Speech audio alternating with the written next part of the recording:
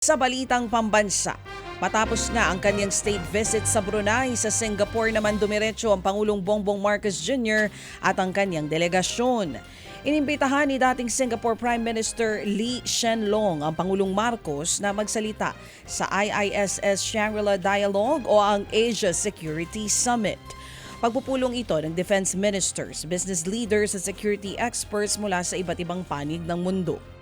Ito ang kauna-unahang pagkakataon na magsasalita ang Pangulo ng Pilipinas sa naturang pagtitipon.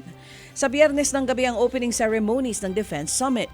Bago ito, magkakaroon muna ng bilateral meeting si PBBM kasamang bagong Prime Minister ng Singapore na si Lawrence Wong.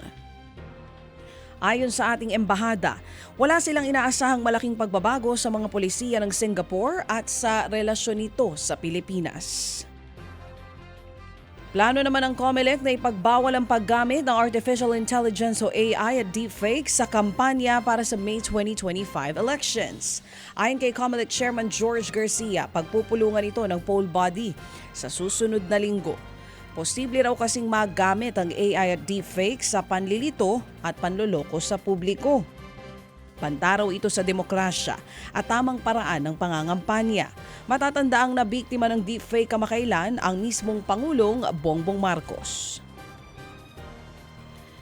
Iginiit naman ng Department of Health na walang dapat ipag-alala sa pagdami ng kaso ng COVID-19 sa bansa. Ayon sa ahensya, nananatiling mild at manageable ang mga kaso sa kabila ng pagkalat ng flirt COVID sa ibang mga bansa. Sa ngayon, nananatiling low risk sa COVID-19 ang lahat ng rehiyon sa Pilipinas. Wala pa ring balak ang DOH na manawagan ng mas mahigpit na travel restrictions. Ted Filon at DJ Chacha ngayon nasa Radyo 5 92.3 News FM Monday to Friday 6 to 10 a.m.